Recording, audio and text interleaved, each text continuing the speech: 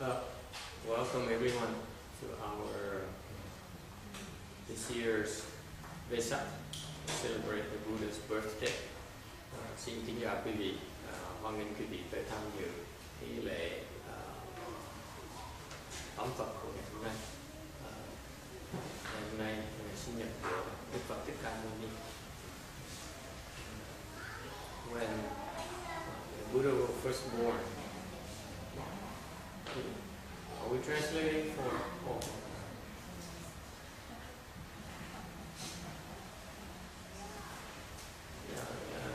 Use the microphone because there's someone probably here, please.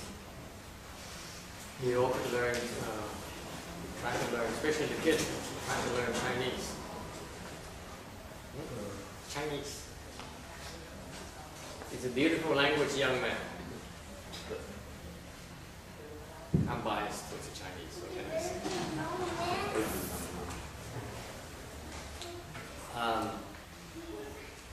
When the Buddha was, when his the Buddha's mother was expecting him, lúc mà mẹ của Phật nên có thai của Phật, and she knew there was time to give birth to him. Thành lúc mà tới tháng rồi. But based on the Indian tradition, she took leave of her husband and to go back to her father's household. The father is a king of a neighboring country, another country. So she took leave of her husband to go back home so that to give birth to the Buddha. Thì theo truyền thống của người Ấn Độ thời xưa đó, thì Đức Phật mới là từ giả chồng vua Tịnh Phạn, xong để đi về cái nhà của cha mình cha của bà vợ Phật, của mẹ Phật là một cái vị vua của nước khác, nên bà mẹ phải bỏ chồng đi về để mẹ con. And as happens a lot during those times, như thời xưa chuyện nó xảy ra thường xuyên. It seems to happen a lot to the disciples of the Buddha. Chuyện này có vẻ rất thường xuyên, sinh cảm với Đức Phật và đệ tử Đức Phật. Along the way, she couldn't wait to get home. She gave birth to the Buddha on the roadside. Trong trên đường về thì về nhà không kịp thì đã phải sinh ra Phật ngay bên đường. 所以说，这个佛的母亲在要生他的时候呢，那在这个印度的传统就是他要回娘家去生他，但是在路上的时候他等不及了，所以他就准备要生在路途中。And so when the Buddha was born on the side of his mother. Đức Phật sinh ra bên nách của mẹ. And as soon as he was born, the dragons, heavenly dragons, squirted sweet dew bathed the Buddha. And mấy con tiên rồng rồng họ phun nước ra, nước cam lồ để mà tắm cho Phật. And that's the meaning of today's ceremony, that we bathe the Buddha. Thì mình với cái ý nghĩa lễ ngày hôm nay là chúng ta tới đây tham dự cái lễ tắm Phật.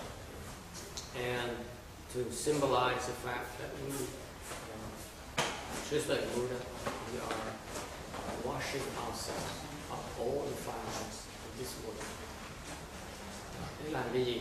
Tắm Phật để làm gì? Cái lễ tắm Phật này là giống như mấy cái thiên long tắm Phật vậy, để tượng trưng cho chúng ta đang ngồi rửa sạch những cái ô uế của chúng ta. 所以当佛出生以后呢，这个天龙呢就用这个甘露去浴佛，所以这就是今天这个浴佛节的意义。用它来洗净我们，就是洗净我们。And may I remind you that is the coincidental the essence of Buddhism, the Buddhist practice, right? Thầy xin nhắc lại cái việc cái đó là cái tượng trưng cho cái tinh hoa của Phật giáo của chúng ta. 所以这就是佛法的基本的定义。The Buddhists who understand Buddhism, they realize the importance of doing the right things. 所以理解佛教的人呢，他们会了解说做对事情的重要性。Yeah, cái người mà Phật tử hiểu biết thì ý thức được cái sự quan trọng của cái hành động. What is the right thing? Là làm đúng là làm gì? 什么是对的事情？ The Buddhist constantly is purifying himself or herself of the three poisons. Cái người mà Phật tử mà hiểu biết luôn luôn đang rửa sạch chúng ta, tâm chúng ta với tham, sân si và cái đó. 那佛本身就是不断的无时刻的在亲近自己的这个三毒。Okay. We cleanse ourselves of our defilements. Chúng ta luôn luôn tìm cách để rửa sạch cái dơ dãi, những cái bẩn, những cái ô uế của chúng ta. We are not. When we do the bathing the Buddha's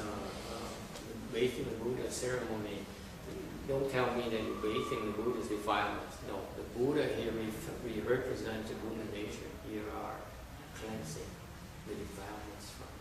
Cái lễ bây giờ này chúng ta lên lấy cái nước để mà rửa cái tượng của Phật đó, tượng Phật là rửa cho Phật đâu, đó là chúng ta tượng trưng rửa cho cái Phật tánh của chúng ta.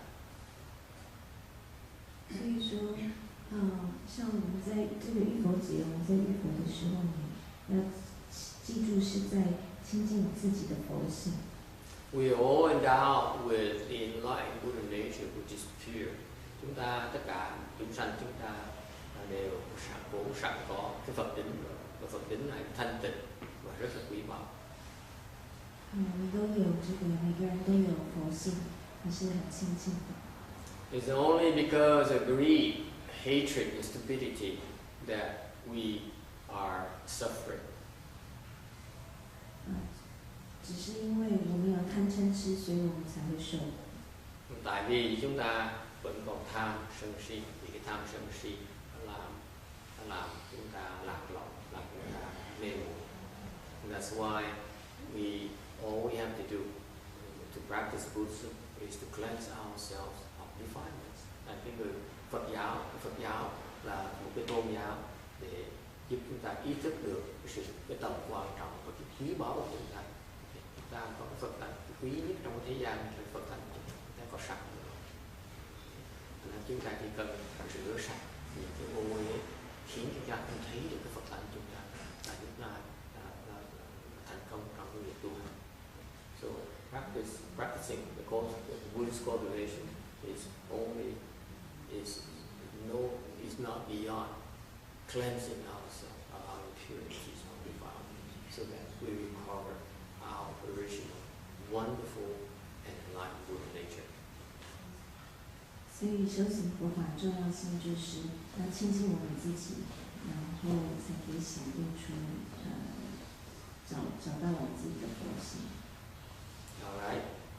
Any questions or comments? Ai có ý kiến thắc mắc gì không? So, since today we all took the time to come and bathe the Buddha, ngày hôm nay chúng ta bỏ thời giờ tới để tắm Phật. Then I propose that for the rest of the day we should continue to cleanse ourselves. tôi hy vọng rằng quý vị cái phần ngày còn lại của ngày hôm nay quý vị sẽ tiếp tục tắm rửa cái ô uế của mình. Let's identify where our three poisons are still present and cleanse them out. Thành ra chúng ta phải cố gắng nhìn lại, tự nhìn bản thân này. Cái tam độc, cái tham sân si nó còn ở đâu chúng ta gạt. Okay. 所以说，今天大家既然来参加这个浴佛节呢，要提醒大家要注意，就是要净化自己，那利用这个机会呢来净化自己的贪嗔痴。And let me remind you, nhắc quý vị lại, we are supposed to look at our own greed, hatred, and stupidity. Chúng ta nên nhìn tới cái bản thân của chúng ta, cái độc, tam độc của chúng ta, cái tham của chúng ta, cái sân của chúng ta, cái si của chúng ta. 我们要看清楚自己，要看自己的贪嗔痴。And not look at others, greed, hatred, and stupidity. Mình nhìn chúng ta chứ đừng có nhìn cái tham sân si người khác. 而不是看别人。 Okay, and this is the most common mistake that Buddhist disciples do. Cái đó là cái lỗi lầm rất là thông thường của những người Phật tử. Nghe là chúng ta càng tu càng nhiều, có định lực thì càng muốn nhìn rõ hơn cái tham sân si người khác. Those of us who have samadhi power and who've been practicing for a long time and have tend to make a mistake of thinking that our understanding, our samadhi power, our wisdom is to enable us to see more clearly other people's greed, hatred, and stupidity. Not so. Đừng hiểu lầm như vậy. Cái tu hành chúng ta không phải nhìn cái sơ thích người khác. It's not about seeing others' flaws, character flaws and mistakes and defilements and talk about them. Cái người Phật tử mà hiểu biết là không phải muốn dùng ý tu hành để nhìn thấy rõ cái lỗi lầm người khác, thấy cái tham sân si người khác và nói và chỉ trích cái tham sân si người khác, and criticize the greed, hatred, and stupidity.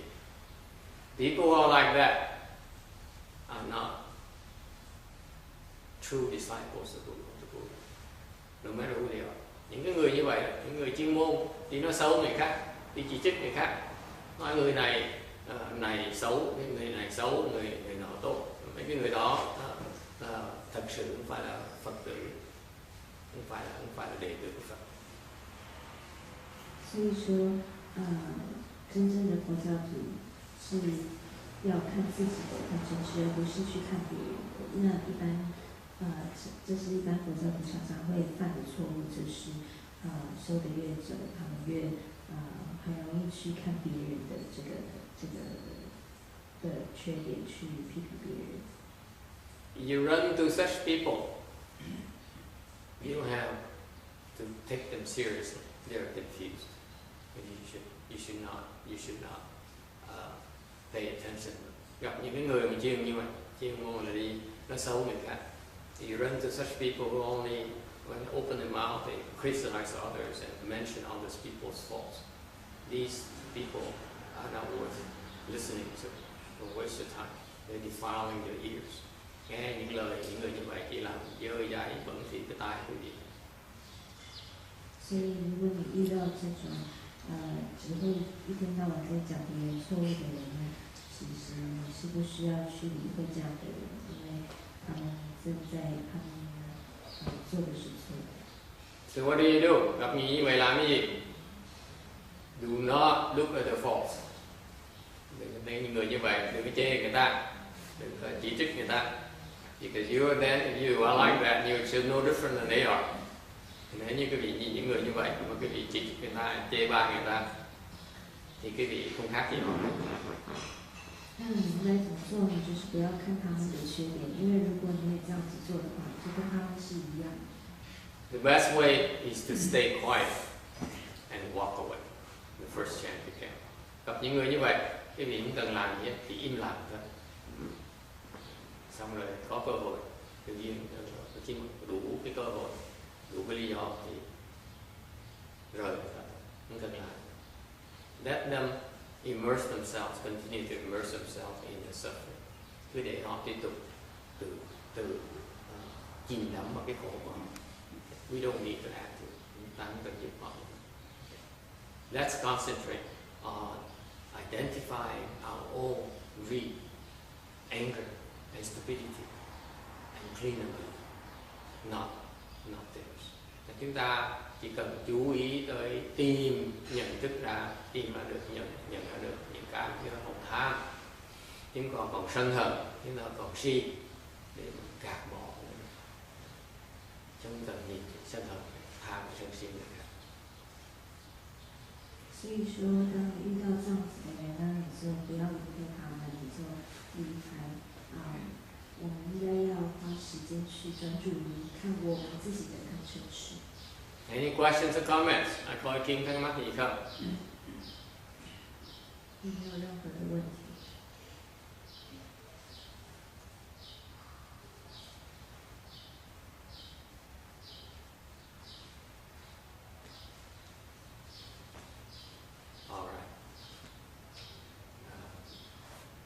So once you locate, you realize that where your greed, how do you handle your greed? Thấy được cái tham của mình làm gì bây giờ? The Buddha says very simple. You recognize you are greedy, then you lessen your greed. Cái Phật dạy rõ ràng là những cái gì mà thấy mình còn tham lam thì bớt tham. 所以，当你的这个发现你的贪的时候，应该怎么做呢？ You have to realize that being greedy is not good for you. Tham không có lợi cho chúng ta. 其实你要了解说贪要减少它，因为它对你是不好的。 So you lessen the desire and learn to be content. Cái tham lam, cái gì đối trị cái tham lam bằng cách là bớt thiểu dụng, tri túc, bớt tham lam và phát cái tâm thỏa mãn, có đầy đủ, có sự quá nhiều, không cần tham lam thêm làm cái gì. 所以要学着少欲知足。 Okay. And if you see yourself getting angry, quý vị thấy mình còn sân hận, then what is the antidote for that? Thế sao mình phải làm gì bây giờ? 那当你看到自己的嗔， Yes. You shoot that person. Patience is the end. Patience. Not the king. 那他说是要忍。 What if you see a person who's you cannot stand? You hate her guts so much, and she's right there in front of your eyes every single day. How can you learn? How can you be patient? Isn't it easier just to get rid of her? Shoot her. 那如果说这个 What 人 if you can't be patient? 你非常的憎恨他，你每天都要看到他怎么办？ Có nhiều người mình ghét cay ghét đắng, mình chịu đựng không nổi, thấy cái mặt nó ghét quá, nó ác quá, nó ghét, gì ghét quá, mình chịu đựng không nổi. Mỗi ngày gặp, làm sao bây giờ? Nhớ, cái mặt gì ghét vậy sợ, ác quá này, tà. Vicky, what do you do?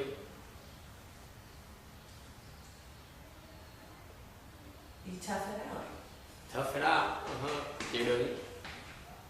What if you can't tough it out? Mình chịu đựng nổi sao bây giờ?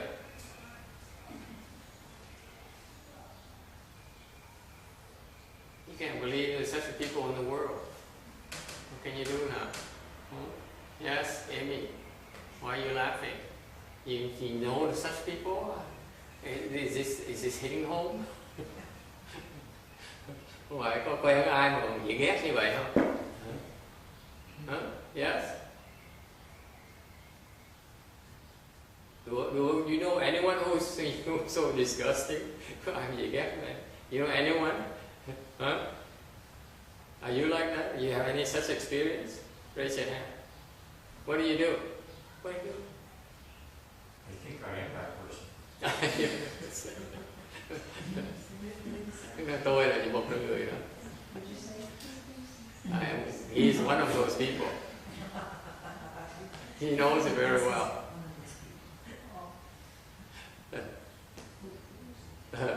What do you do? Làm gì bây giờ? Vì ghét quá thì ghét cay ghét đắng mà chịu đựng nổi. You can't stand this person. He's so evil. Ác dễ sợ. What do you do? Huh? Doesn't just developing our samadhi power help patience? Thiền định lực. You cannot enter samadhi when you're that angry. Ông nói là nếu mà có định lực, tôi nói khi mà ông có nhập nhưng mà không cách nào cũng nhập định được hết. Đừng nói trên trời dưới đất cho tôi. Yes, text. You just have to get away from it one way or another. Ông nói bỏ chạy đi. Aren't you being cowardly? Nhưng mà hèn không? It has nothing to do with cowardice. It's to stop yourself from doing something. Ông nói không có hèn gì hết. Chỉ nói mình cũng cho phép mình làm cái hành động điên rồ thôi. Bởi vì vậy. Ghét đã rồi, cái mình nhìn lại thì mình ghét nó. He said, let's hate him to the bone. And then, until we can't hate him anymore, then you say, okay, now I don't have to hate her anymore. Not so sure about that. I set you up. Tôi mày gặp cái gì? Tại sao tôi nhìn cái xấu của tao hỏi vậy? I just told you not to look at people's defilement. What are you doing looking at people's defilements to the point you get so angry? Let Bruce be himself. What do we care? Người ta ác kệ người ta, mình nhìn người ta làm cái gì? Kệ người ta. Hả? Mới nói đừng có nhìn cái lỗi của người ta. Đằng này nó nói trời thầy là sao người nói cái gì ghét quá đấy, con chịu không nổi. I just told you not to look at someone else's fault. What are you doing look at someone else's fault to the point you can't stand that person anymore?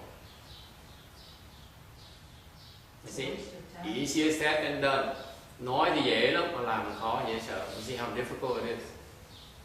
The greed is easy. Cái tham còn dễ, tại không ai biết cái tham của mình hết. No one knows about our greed for that nice food that we're going to have today for lunch.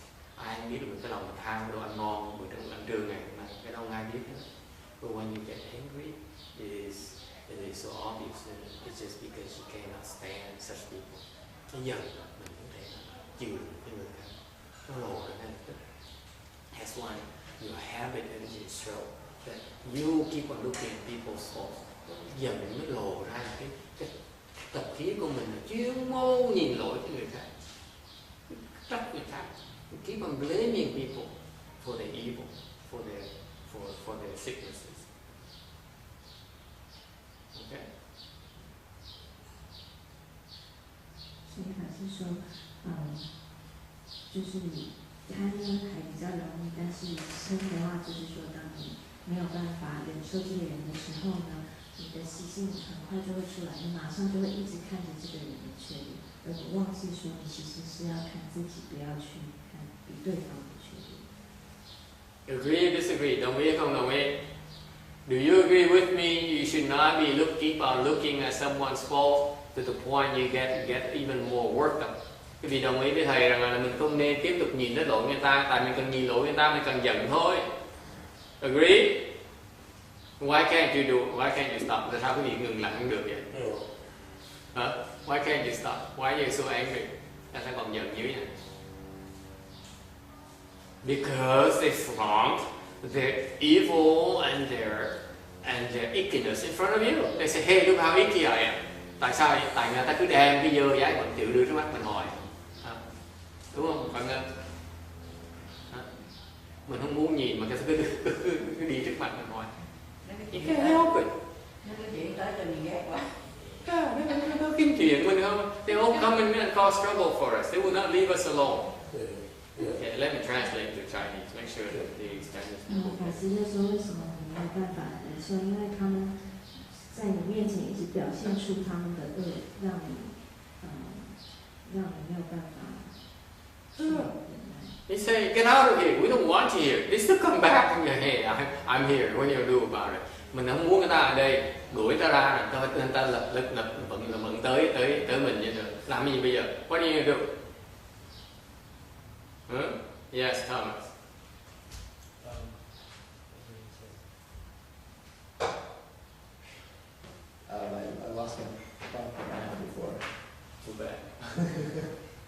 Yes? Làm gì bây giờ? You don't want to go near them, but they keep on imposing themselves on you. Làm gì bây giờ? Huh? What to do? Huh? Yeah? I remember, I was going to say, if somebody really bothers you, isn't it often the case that the thing you don't like about them is actually something about yourself that you also maybe have that kind of quality which you don't like and you sort of either disown it or not don't want to acknowledge it? Is that So theoretical, Thomas. This person you hate so much, he keeps flaunting themselves, imposing themselves on in front of you. What are you going to do about it? You can think all you want, but you can't stand it. You couldn't even just sort of take the person as a mirror and look into yourself and see how you have some of the similar qualities and use this opportunity to... You've never been angry. You've never been so angry towards anyone before. I can see that. Yeah. Yes, Tex. He's never been angry. That angry Even though he doesn't know before. what he's talking about. That's why he doesn't know what we're talking about. But, Yeah, have you been so angry that you have to really control yourself because you feel like pulling a trigger? Huh? yeah, he hasn't gone. And you wish you had some spiritual penetration and make him disappear from this earth? Yeah. Have you had that feeling? You don't know what I'm talking about. Yeah, what are you going to do? Well, one technique is to kill him with kindness. Kill. Live with you. Kill him with kindness. Kill him with kindness. Sweet revenge. Huh? What to do? Can't stand it. Are you going to translate in Chinese or not?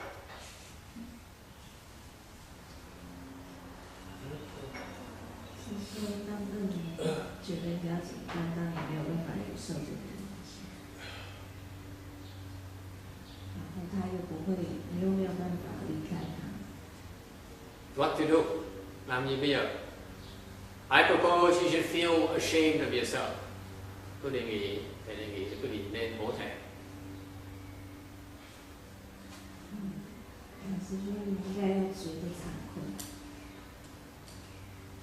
You should be ashamed. Và thầy nên gì thầy? Huh? Và thầy nên gì? Hổ thẹn. Hổ thẹn. Because your teacher told you not to look at people's faults. You keep on looking at people's faults. Even if they sit in front of you, you just close your eyes. Trước mắt mình cái nhắm mắt mình tự nhiên. Thầy không biết hổ thẹn sao thầy? Thầy không biết là hổ thẹn sao? But she said, what if you don't know how to be, you have no sense of shame? There are lots of people like that. You should be even more ashamed of yourself. Cái người mà không có tinh thần hổ thẹn, càng nên hổ thẹn hơn nữa.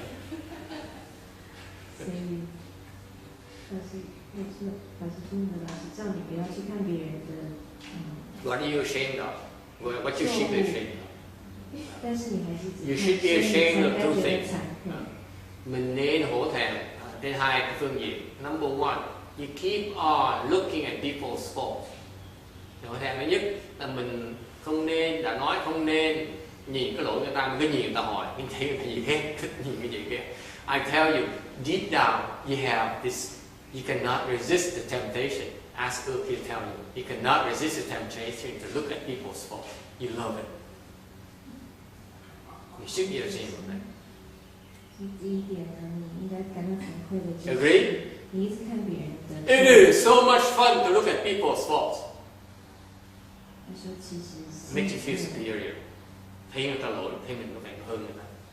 Thích cái thầm, cái bản tính thầm của mình là thích nhìn cái lỗi ta, phải nghĩ để thấy mình hơn người ta. Thích nhìn cái lỗi của ta. Thoại người ta phải bỏ cái chữ, bỏ cái thoại này. Nhỏ nhen bật đi. Phải hổ thẹn cái chuyện. We should be ashamed of that subtle desire to look at people's faults because when you see people's faults, then you feel yourself superior. You feel righteous. Thấy mình đúng, mình hơn người ta. Thích. You love that feeling. Anyone feels like that? No one, right? Only me. Không mình thấy. Okay. When you see someone fall, you know you're superior, you know you're righteous. Okay? Mình thấy người ta lỗi lầm, mình thấy mình đúng, mình thấy mình hơn người ta, mình thích mình lợi. Should be ashamed of that. Cái này là cái tập khí mà ai cũng có, không ai dám nhìn được. Everyone has this habit energy, no one dares look at it. No one dares confront it. Không ai dám nhìn cái đó. You should be ashamed of that. Bởi vì khổ thể. Okay? Agree? Anyone agrees or disagree? Ai đồng ý hay không đồng ý? 所以当你在看别人，这是代表说，其实你心里面呢很深层的地方是非常，就是非常喜欢看别人的错误，批评别人。当你看到别人不对的时候呢，你其实是有这种优越感的感觉。对不对？入境，同意不同意？啊？你怎么样？你有那种的感觉没有？có suy nghĩ và da vậy sao?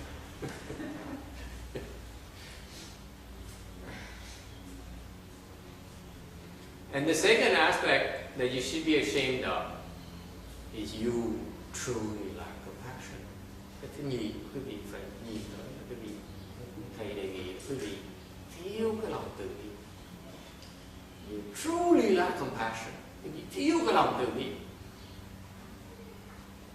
第二个应该感到惭愧的地方，就是因为你真的是没有这个慈悲心。Why? Tại sao thiếu lòng từ bi?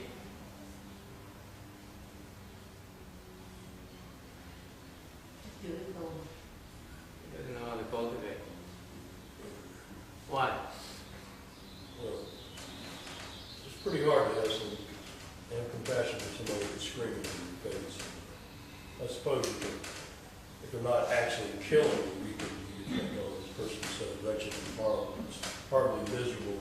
I really should feel sorry for this person. You guys been studying Buddhism, you don't know what compassion is. Quý vị đã hiểu Phật Pháp, theo Phật giáo về lâu vẫn hiểu tại sao Phật cái từ bi nó ở đâu. Randy, why is it you lack compassion?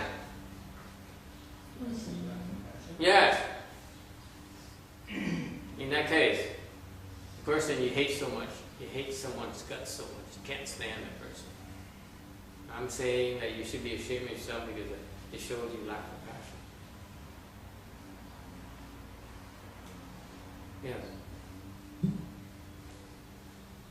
Well, if you're just looking at this other person and their faults, then you're really making a strong separation between self and other, and you're really far away from seeing them as the same substance, maybe? You're too theoretical. Gosh. Nói tầm lý thuyết. Why do you lack compassion, Randy? Because you fail to see the other person is suffering. You only see the faults. You only see the great on you. You don't even see the suffering. You refuse to see the suffering. You lack compassion totally. I just said that. You see, it's hard to see that they're suffering when they're right in your face. Tại vì người ta làm quý vị giận, làm quý vị khó chịu, thành quý vị cứ nhìn cái khó chịu của mình không nhìn ra, thấy người ta đang khổ, ta đang khổ sở vậy sao? Ta mới làm khó chịu. You have to see the suffering. That's why they're making you suffer right now. Họ đang khổ, họ đang đem cái khổ tới cho mình. Can you see that? Yeah. Yeah. You see the suffering, and that's why they're giving the suffering to you.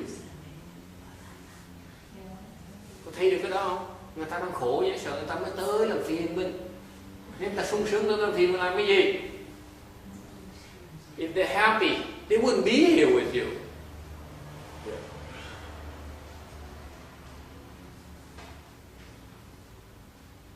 They're so miserable. 反正说这是因为没有看到对方其实是在受苦。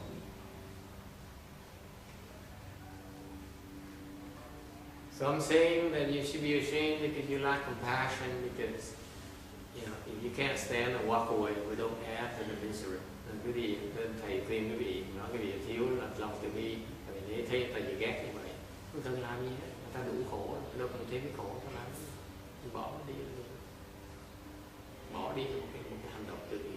You walk away, it's a form of compassion. You compound the suffering. Okay. You better you find a way to relieve the suffering. Còn quý vị mà còn có cái định lực, có cái trí huệ thì tìm cách để mà giúp người ta bớt khổ. Còn không thôi, bỏ nó đi, không cần thêm cái khổ cho người ta. Don't need that. Okay? Any questions or comments? Ai đồng ý không?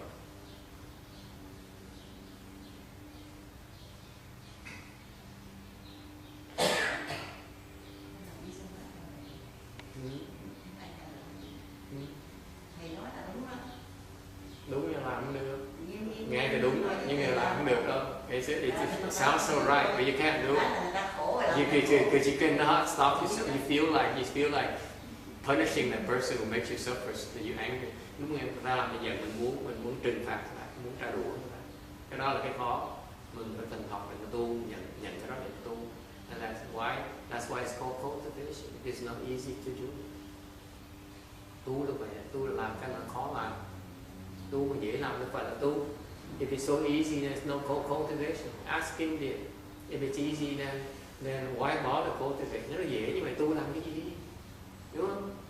Tu là cái mình làm không được, mình được sửa cái mình làm không được. Cultivation is about correcting what you cannot do. Correcting our flaws. Tu mình sửa cái lỗi của mình.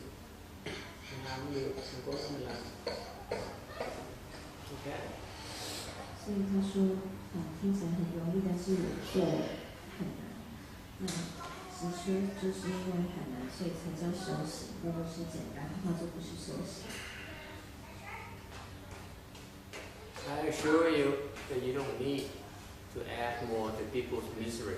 Đừng nói quý vị nghe, chúng ta không cần phải làm cái khổ thêm làm gì. If they're that miserable to the point to make you angry, nếu họ có những hành động mà khi chúng ta nổi giận không thể tưởng được. You know the only one. Chúng ta không phải là người duy nhất. Don't get angry at them like that. Mà nổi giận như vậy. They're offending a lot of people and they're miserable. Họ đang hại, nổi giận, rất nhiều người nổi giận. They eventually get into trouble.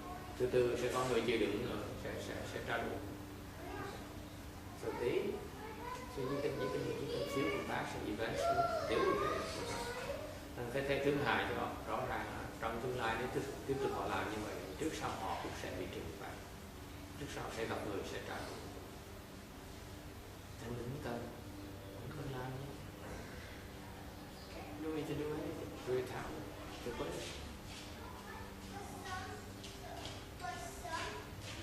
Because eventually run into people who do not understand Buddhism, who are not cultivated. That's when they get into trouble. Okay. Questions or comments? I coi kinh thắc mắc gì không? Anyone have any horror story you like to share with us? Có ai muốn có cái chuyện gì mà cái người gì ghét thì sẽ muốn kể cho đại chúng nghe không? Đó. Mọi người muốn kể không? Có quen ai mà gì ghét vậy sợ không? Hết rồi. Bây giờ có lòng từ bi rồi hả?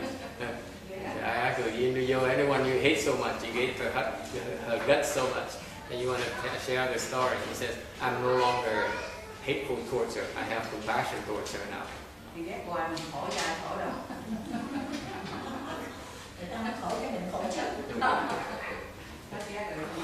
Ghét mình ở trong cái địa ngục nóng. You know that when you're angry towards someone, you actually are in a hot hell. Mình ở trong địa ngục lửa. Lửa nó đốt, cái lửa sao nó đốt cái tâm, cái tim gan của mình. When you're angry at someone, you actually are like in the hot hell, the fire hell. But actually, your fire of anger is actually burning up your heart and your liver. Quý vị biết không?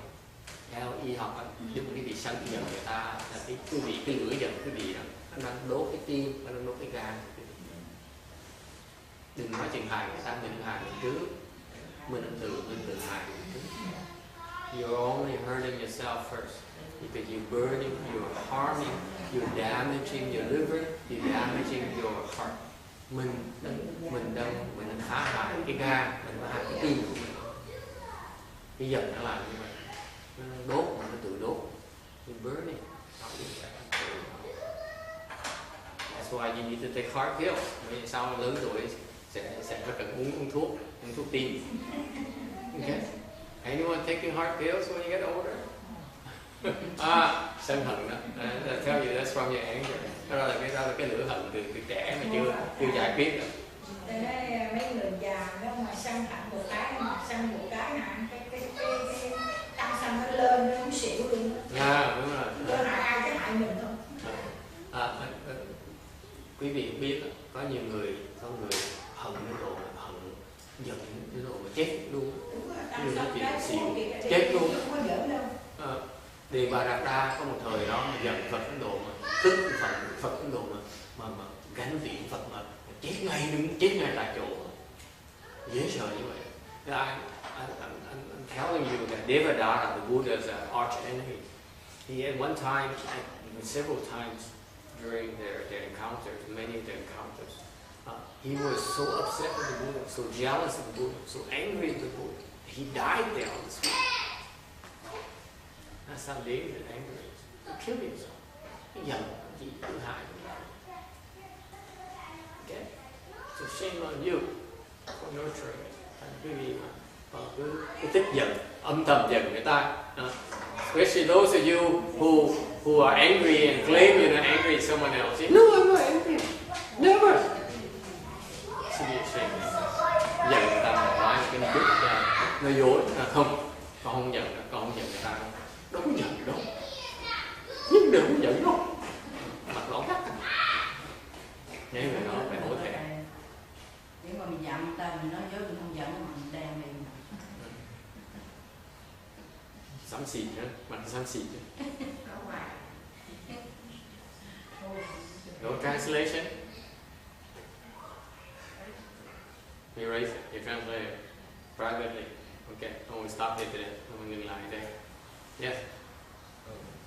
Master, I just had a question. I was wondering if you could comment on the difference between desire and attachment. Câu hỏi cái sự khác biệt giữa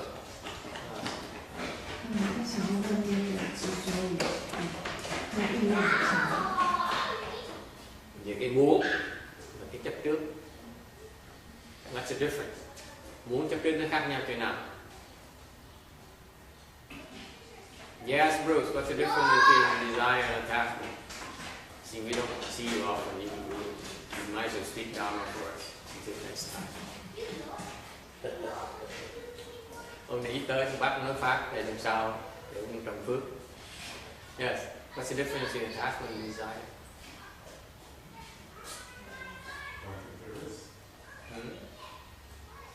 Right. What's the difference? Same, giống nhau.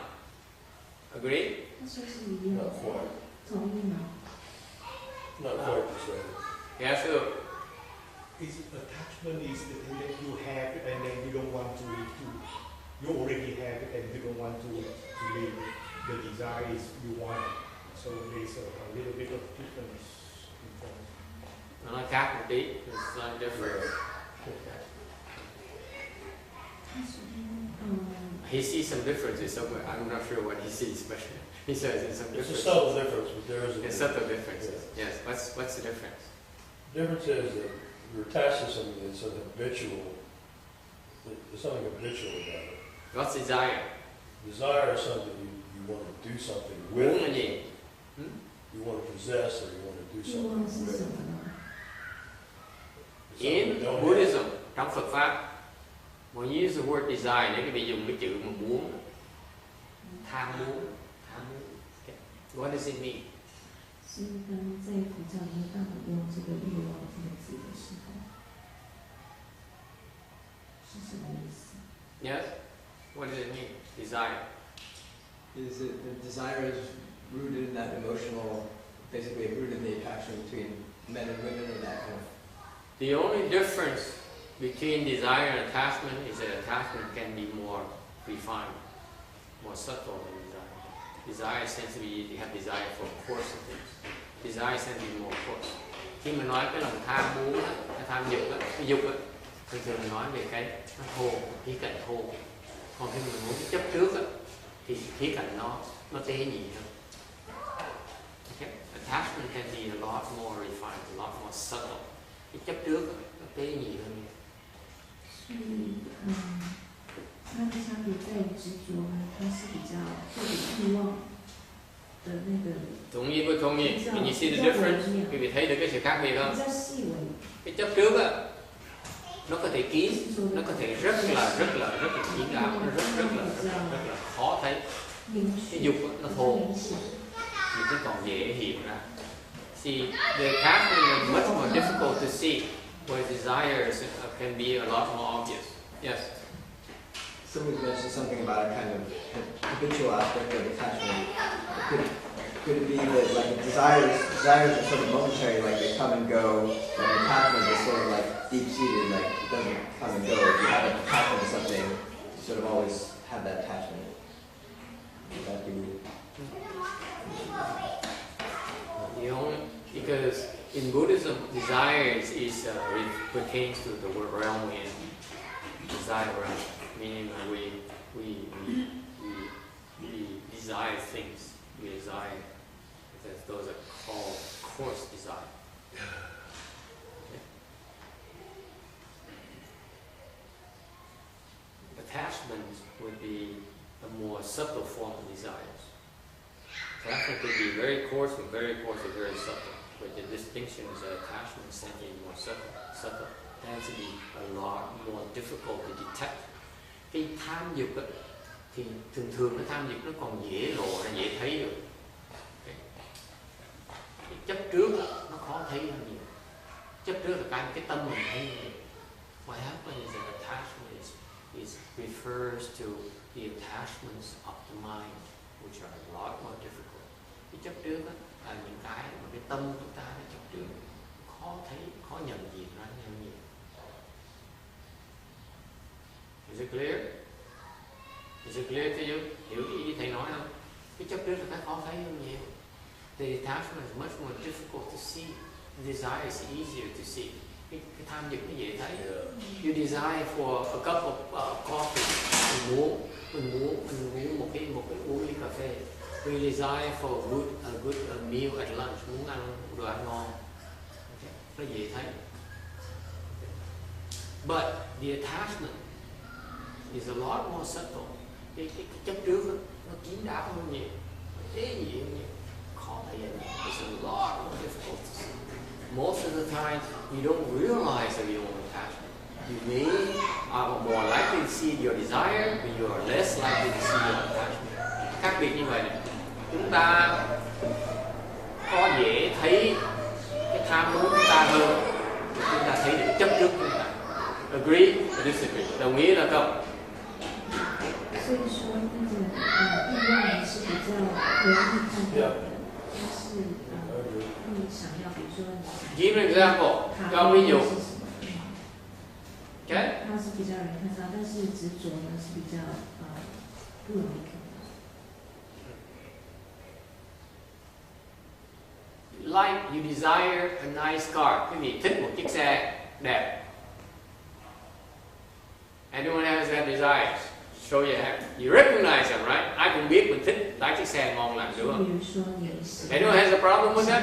Randy, your car is not that nice. What are you talking about? That's my everyday car. I received a car. Gotcha.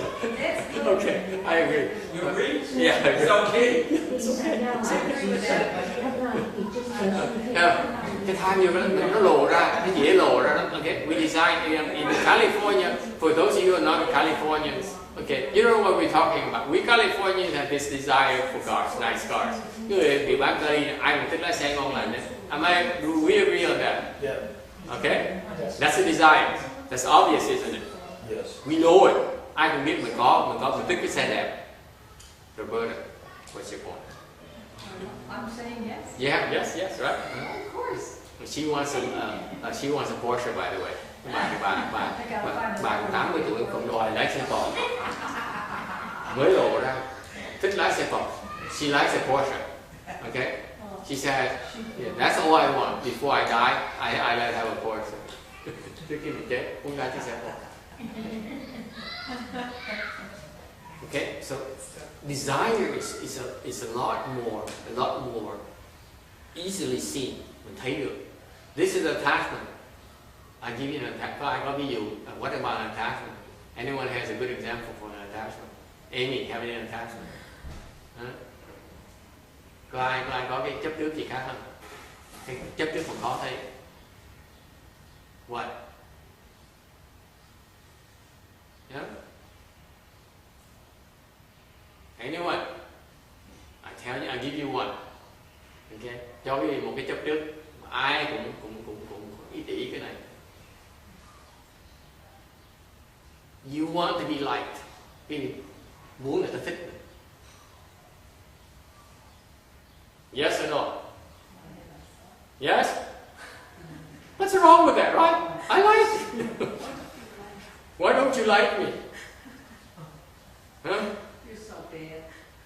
Đúng không? Ai cũng muốn được thích hết. Yeah, you do. That's an attachment. Đó là cái chấp trước.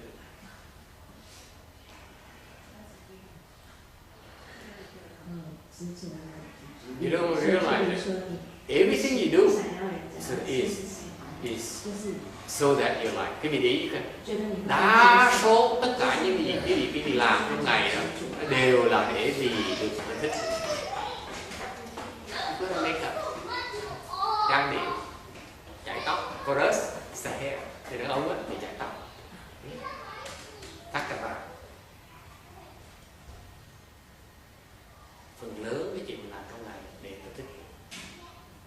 Mình đi cầu để được thích. Okay? Any problem? I don't know. Anyone disagree? Ai cũng không dám gì thầy. Nói anyone looking down, not looking at me. That's an attack. Cái đó là cái chấp trước của mình. Cái chấp trước nó thúc đẩy mà chúng ta không biết là mình thúc đẩy. The attachment nature of attachment is that it propels us, it motivates us, makes us do things we don't realize. That's our motive. Làm mình biết mình đang bị nó thúc đẩy. Đó là chấp trước. 所以说，这个情绪会让人开始就是做，有的会变成他会主导。Yes, Dharma. 比如说你在被喜欢的时候，你就会把自己弄得比较，就是想办法去让人家接受。I was going to ask if another example of an attachment would be like this attachment to wanting to be excellent or better than others, or kind of accomplish things. And then, or on a more general level, then we Not me, I'm lazy. I don't want to accomplish, so it doesn't apply to me. I just want to be liked. Không nói có ví dụ khác là mình muốn thành công, mình muốn thành tựu, mình muốn này, mình muốn này nọ. Tôi nói tôi lười là tôi muốn thành tựu, chỉ muốn được thích thôi. I just want to be liked. That's all. Is it too much to ask? Yes. Why can't you like me? Tại sao cái điểm thích thầy thế nào? What did I do wrong? Thầy làm gì đâu? I'm really a nice person. All right, we stop here today.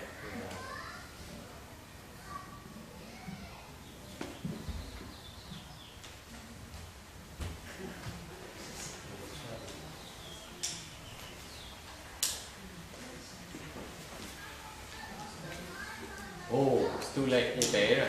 Can we go to lunch now or? No, we can't. We have to do the medicine. Mình phải cúng ngọt.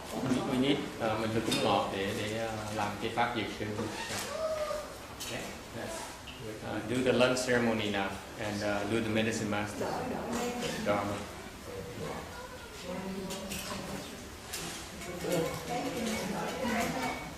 Đổi cái nhỏ cũng được, cái lớn cũng được.